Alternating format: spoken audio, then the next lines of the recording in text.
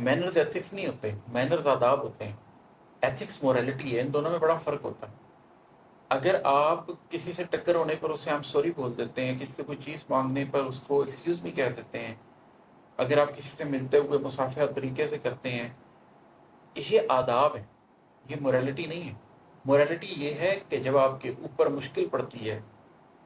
تو اس وقت آپ کیا وہ فیصلہ کرتے ہیں جو فیصلہ آپ کے اپنے خلاف جا رہا ہو۔ موریلٹی یہ ہے کہ کیا آپ اپنے قلب کے اندر دوسرے کو اپنے برابر یا اپنے سے اونچا سمجھتے ہیں؟ کیا آپ اپنی حیثیت کو پہچانتے ہیں کہ آپ ایک دن مٹی ہو جائیں گے اور قبر میں جا ملیں گے؟ کیا آپ کو اس حقیقت کا ادراک ہے کہ استکبار، غرور، یہ در حقیقت دھوکہ ہے، کسی کے ساتھ نہیں اپنے ساتھ۔ جو غرور کرتا ہے وہ بیسکلی، غرور کا تو معنی دھوکہ ہے، وہ اپنے آپ کو دھوکہ دے رہا ہوتا ہے۔ تو جب ہمیں یہ ریئلائزیشن آ جاتی ہے تو پھر ہم یہ ریئلائز کرتے ہیں کہ یہ مصنوعی ہمبلنس، مصنوعی مینرز، مصنوعی آداب یہ زندگی نہیں ہے۔ تو اس شعر میں دوسرے سے کہہ رہا ہوں کہ استکبار کی دیواروں پہ اس کی چھت ڈلواتا تھا، کسی زمانے میں اپنی بھی تیرے جیسی حالت تھی، کہ میں تمہیں کوئی نیچے دکھانے کے لیے بات نہیں کر رہا، میں بھی ایسا ہی تھا، میں نے بھی غرور کی دیواریں کھڑی کی ہوئی تھی، میں بھی اپنے آپ کو بہت اونچا سمجھتا تھا، اور پھر میں نے اس کے اوپر ایک لیپا پوتی کے لیے، اس کے اوپر اس کو کور کرنے کے لیے، کیموفلاج کرنے کے لیے اس کے اوپر جو چھت ڈال دی تھی استکبار کی دیواروں کو، وہ عجز کی تھی۔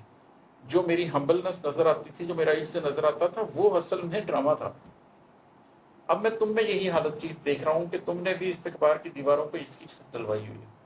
تم نے بھی اپنے غرور کو چھپایا ہوا ہے۔ ان دیواروں کو بھی بدلو، اس پوری عمارت کو مسمار کرو، دوبارہ سے تعمیر کرو، ہمبلنس کی بنیاد پر۔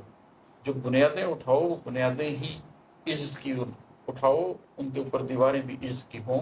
اوپر چھت کی بھی عجز کی ہو، پھر اللہ کے بندے کے طور پر وہ جو گھر بناؤ اس کے اندر رہو، تو تم اپنی زندگی کو حقیقی طور پہ جان پاؤ گے۔ اور ہے کہ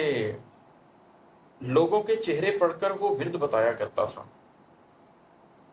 لوگوں کے چہرے پڑھ کر وہ ورد بتایا کرتا تھا، کہتا تھا اکثر سینوں کو سچائی سے رخصت دی۔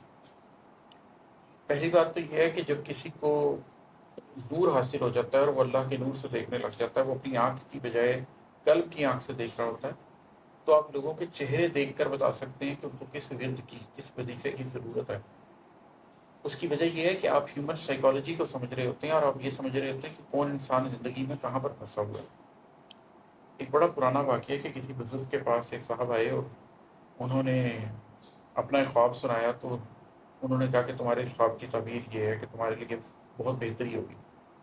کچھ عرصے بعد ایک اور آدمی نے آ کے خواب سنایا، تو انہوں نے کہا کہ تمہارے خواب کی تعبیر یہ ہے کہ بہت سختی ہوگی۔